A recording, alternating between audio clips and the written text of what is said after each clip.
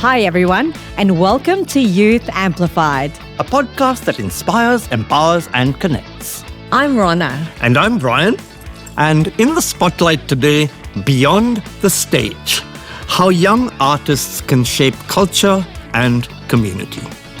We're joined around the table by Patty, Justine, Jena, Dewan, and filmmaker Binto Paul. So let's dive right in. We shall, Ronna. Our first episode for this year, and I'm going to start with Jena. Jena, when did you first realize your art wasn't just a hobby, but something that could actually move people? Basically, I feel like a lot of people connect and resonate with our music because it's quite rare. I would to have like an all Southeast Asian band be in the music scene. So I guess at first it was just like a really casual hobby. We were just like, let's go jamming, guys, and then suddenly became more serious. So we were like, okay, and then it really brought a lot for the community. I would say it brought more attention to our organization. It made people listen a lot to Filipino music. When we performed, a lot of the students in our universities started having like Filipino songs on their Instagram stories because they heard it. That's awesome. They heard it. All right, Dewan, we'll move on to your story now. We'd love to hear, as an artist, people see you before they know you. Mm-hmm. So do you ever feel that pressure to represent a certain image or message? No, not at all. I don't feel that pressure at all because what I do, so I'm a musician in a band called Patry, write our own music and perform in Sydney.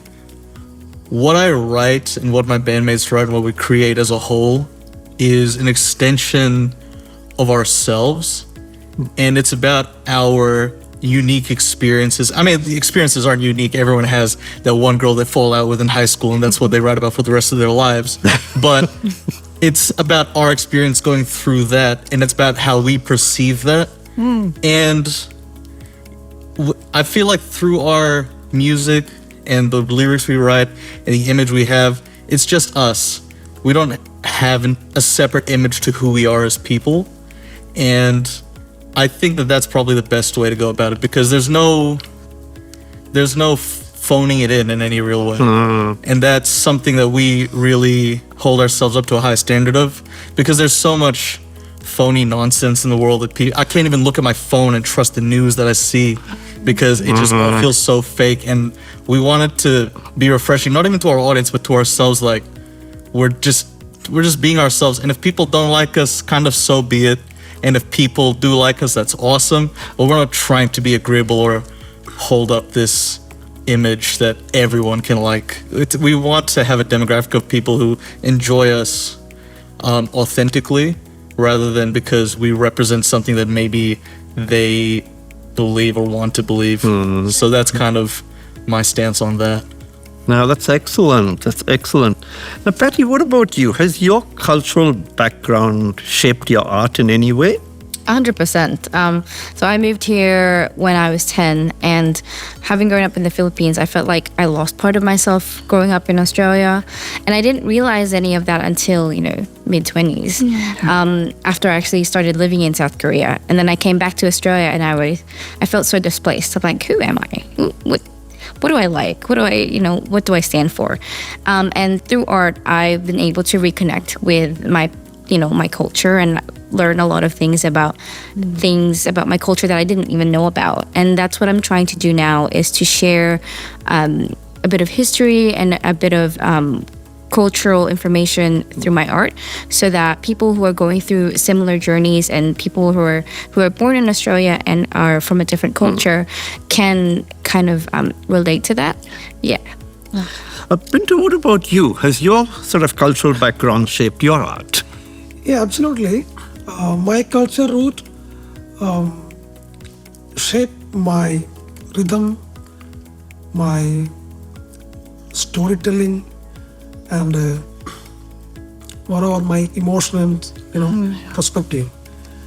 And my culture is definitely taught me how to understand the feelings of the humans, societies, how to involve the social issues, how to react with the art.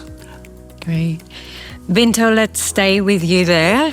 Lots of beautiful things that you're sharing. So with your art, do you feel that responsibility to represent something bigger than yourself, or is that pressure unfair? Of course, as a socialist, I believe arts beyond the people. Arts beyond the people, definitely we can understand, we should understand the struggles and hopes and realities. So that's our commitment as well. It's our responsibility as well. We should responsible for the society. It's not only for entertainment. There's another side, entertainment, and the other side, we have responsibility. Thank you, Binto. Yeah, totally true. Totally true. But Justin, art can challenge social norms, as Binto was just talking about. Have you ever felt driven to push back or question something through your creative practice? First off, art is being coined as impractical in my country because people think of it as a hobby, more of a livelihood. Okay. And in Australia, I came here with the idea of leaving art behind in my country.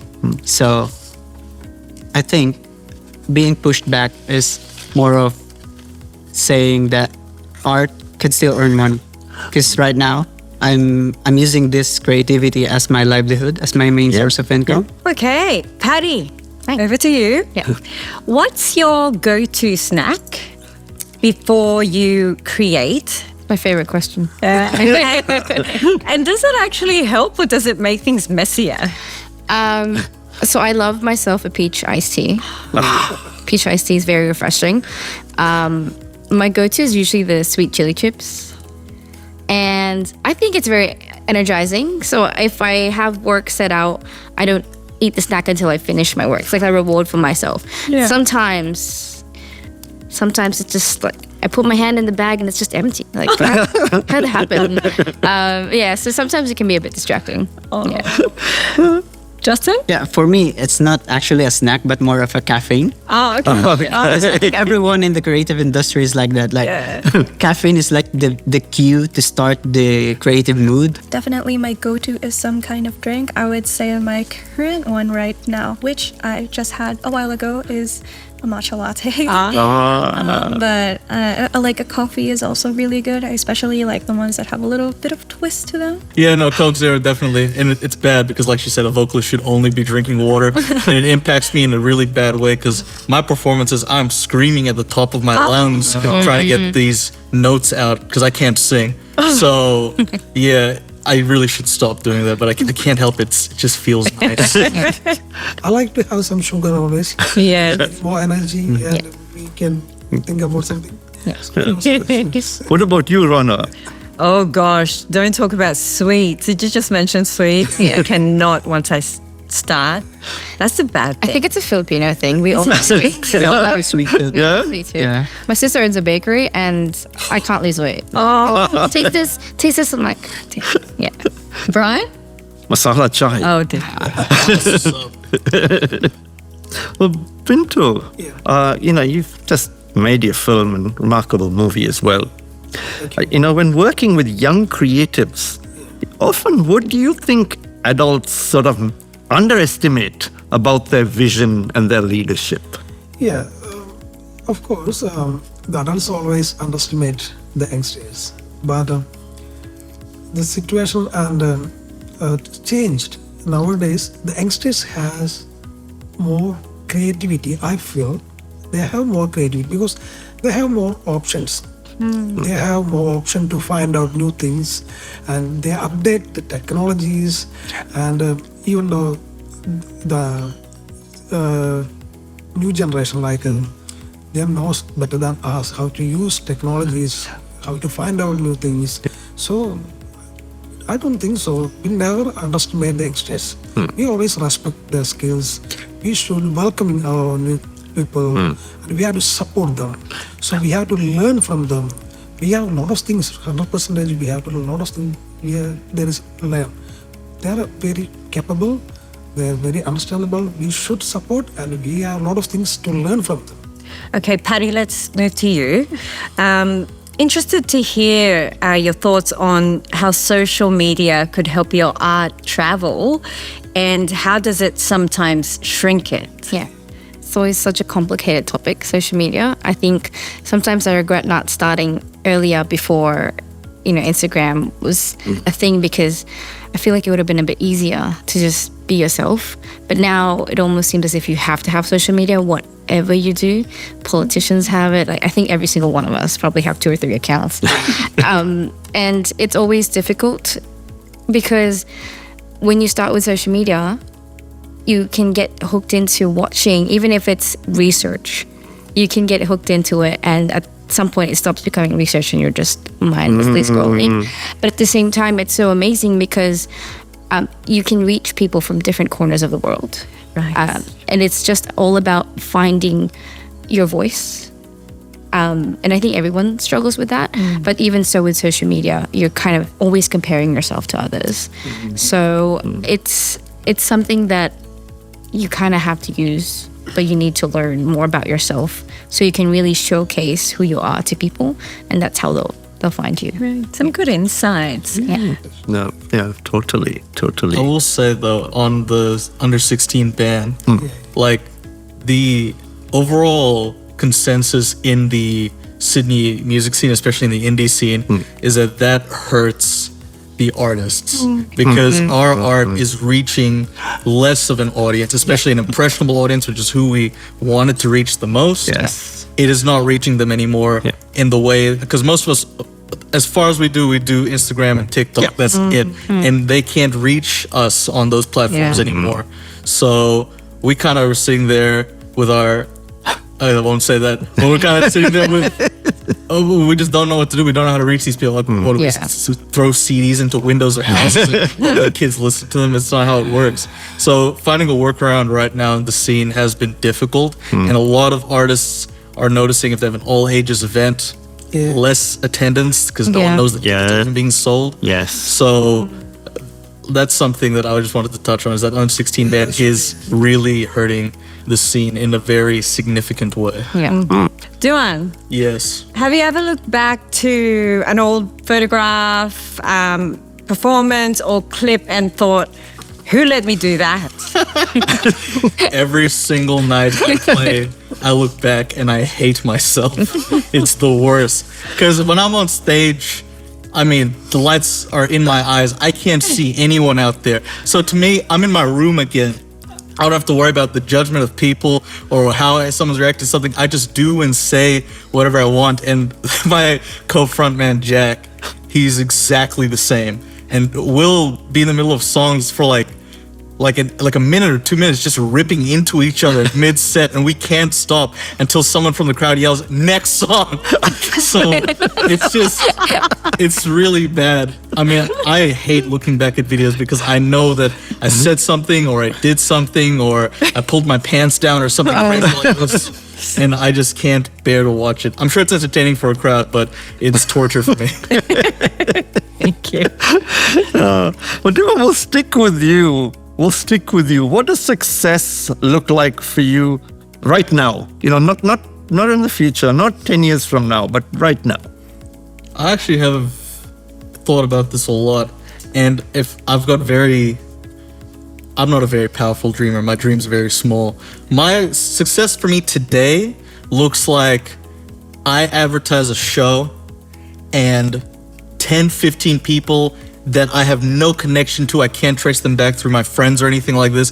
10, 15 people that I've never met, they don't know me personally, just look at that, they hear my music, and they're like, I actually want to see this guy in real life. I want to see what he does. I want to support his dream for whatever crazy reason I might have to do something like this.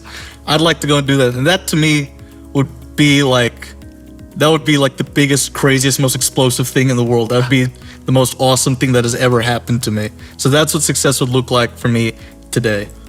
It'd be great to make $1 million off of this and retire my parents, but just finding people who can connect with my art and my experiences is success enough for me. Lovely. Being able to use my craft or my creativity as my source of income, that's what I mentioned earlier.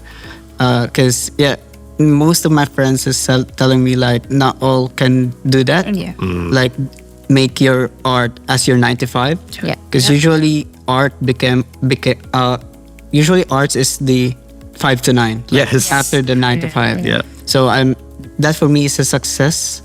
Yeah, of course, success is just do what you want. Just start whatever you want. Yeah. The monetary benefits, achievements, that's later on. Don't worry about those things. Just start. Yeah. That's my opinion in success. Great. That's a great, lovely note to end on, Ronna. Absolutely. And we can keep talking all day. But thank you, all of you. Thank you, Patty. Thank you, Justin. Thank you, Jena. Thank you, Dewan. And of course, Binto. Until next fortnight, everyone, let's continue to inspire, to empower, and connect. And remember, your voice matters.